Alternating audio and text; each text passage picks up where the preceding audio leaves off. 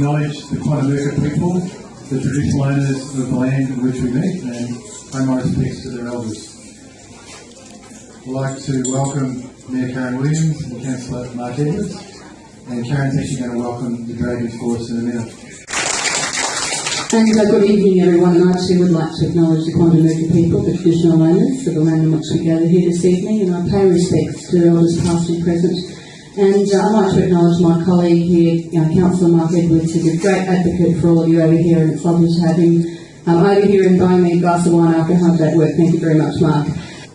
I'm here because of the Bay Islands Chamber of Commerce, and I'd like to congratulate everybody that's been up here tonight and put a presentation. Absolutely, the presentations were fantastic, the ideas are fantastic, and the reason that I'm here is to try and make all of that work. Okay, got that? So, what we're all about, Bay Islands Chamber of Commerce, last Wednesday night we formed a steering committee to form and this is, we're talking about tourism, and tourism is what it's all about. It's one of the loves of my heart, and I've been involved in it for many years here on the Bay Islands, 14 years actually. Airbnb's been open this year, 13 years, so we're a teenager, we've become a teenager, so that's pretty good stuff. What we decided to do, I took over as the President of the Chamber in February, and since then there's been a lot of action. One of the things that we discussed is that we really need to get things on the islands up and running, and one of the ways to do that, or the major way that we're going to do it, is through tourism. And tourism is just so important to do it because it affects every single one of us. And it doesn't matter whether you've got an event, or whether you've got a club, or whether you've got a B&B, or whether you've got a hotel, is not relevant. Every person in our community stands to benefit. Now, our problem, we've got a little bit of a challenge here, and I'm not too sure anyone here can help us with this, but we have a challenge. I don't know if everybody knows, but we are the only place in Australia that has 4 communities. Now, our challenge is to get those 4 communities to work together. How we do that, I have absolutely no idea. I need some help to do that. So one of the things that we need from you guys is maybe that you can give us some directions on how we can get our 4 communities to work together. Now, one of the things that I've been saying, got to keep them on this, they tell me 20 minutes. One of the things that I've been saying is that we've got to think globally and act locally, and that's what we're really pushing hard at the moment. Tomorrow night we're having our next meeting of the steering committee, of Tourism Steering Committee. The purpose of this steering committee is to put together a tourism board. Now, if I can I pinch one of those back? Where are we? Here we go. This is what's going to be coming out in the Friendly Bay Islander next week, and it's an expression of interest for people to come and join the tourism board. There aren't very many cities like that, and so you've really got a great bonus to work on, and congratulations on the idea, because it's all about getting together and making 1 and 1 equal 3.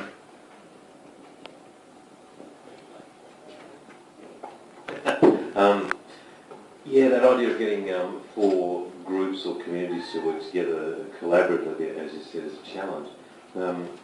One of the mistakes I see groups make when they do this is they charge into the activity or the plan or the idea, and their time needs to be spent really deliberate and careful thinking time around common purpose, what are the common values, and everyone has their own values, but there's a set of common values that you'll have for being here and living here.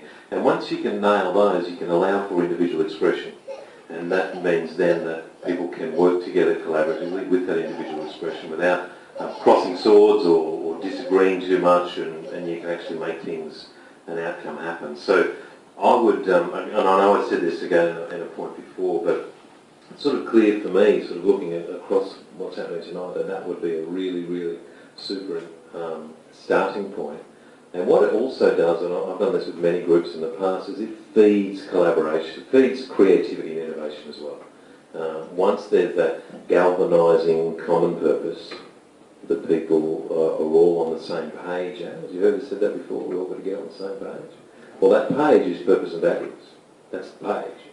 And so if we can sort of articulate clearly what that is and have that statement that's there, then creativity, innovation, new ideas will flow and flow very, very freely. It's also very easy to make decisions around that.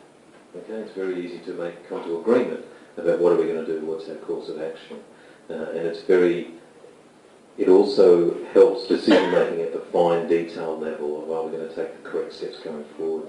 So I'd encourage you, as a first course of business for your committee, is to articulate clearly with the involvement of many, many people a one statement of purpose and a set of common values, and use that as your guiding philosophy going forward.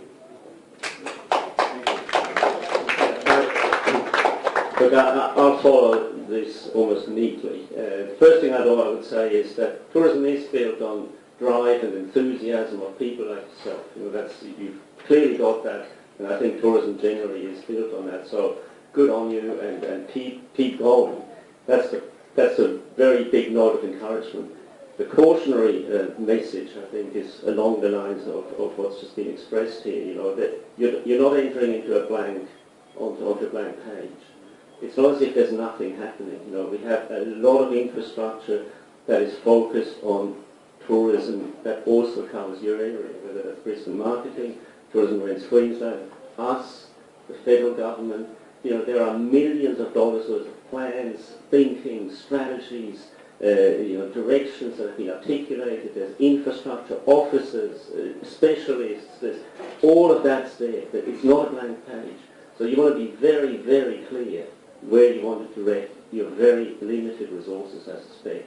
You know, you cannot focus too much on building some sort of infrastructure. You know, that's where a lot of organisations come unstuck. They think there's nothing around us. We can see nothing. It's a blank, a dark room.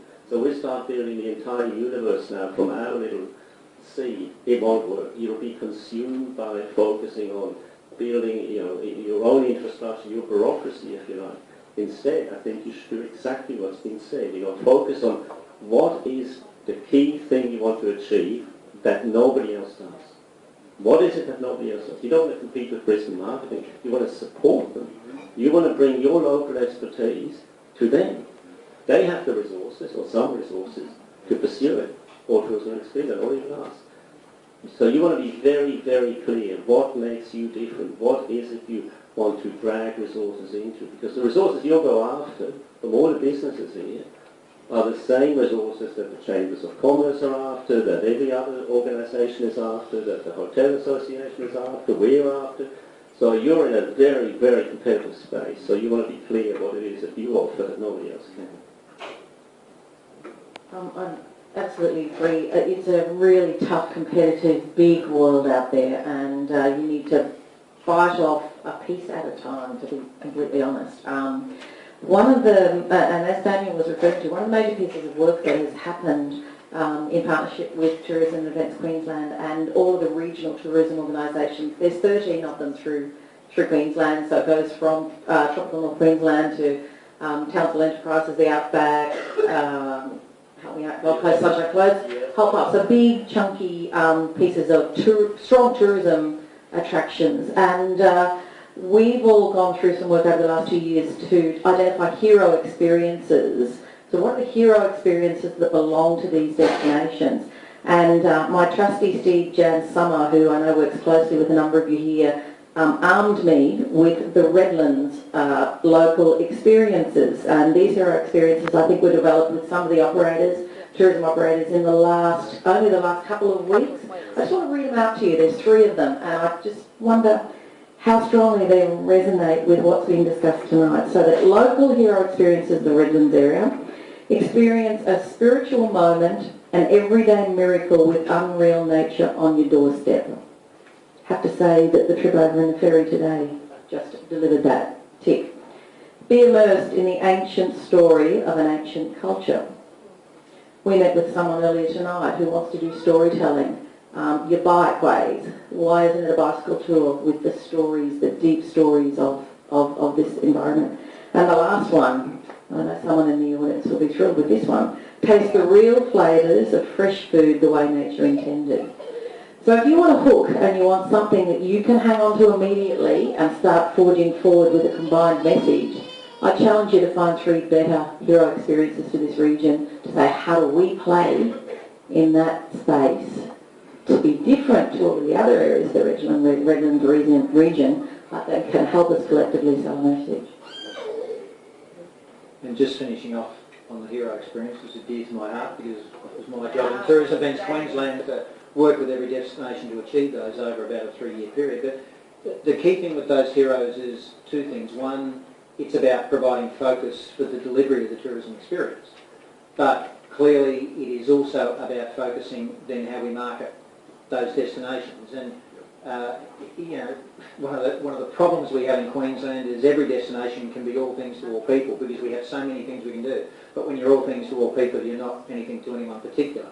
So that's why the heroes are about focusing on people's points of difference. So, and knowing what the points of difference are allows to focus your marketing, you get best bang for your buck and whatever. And if everybody gets behind those heroes, and everybody can play a little bit, everyone has their own little signature experience that they have, but if you feed off the heroes, it benefits from the point of view of marketing.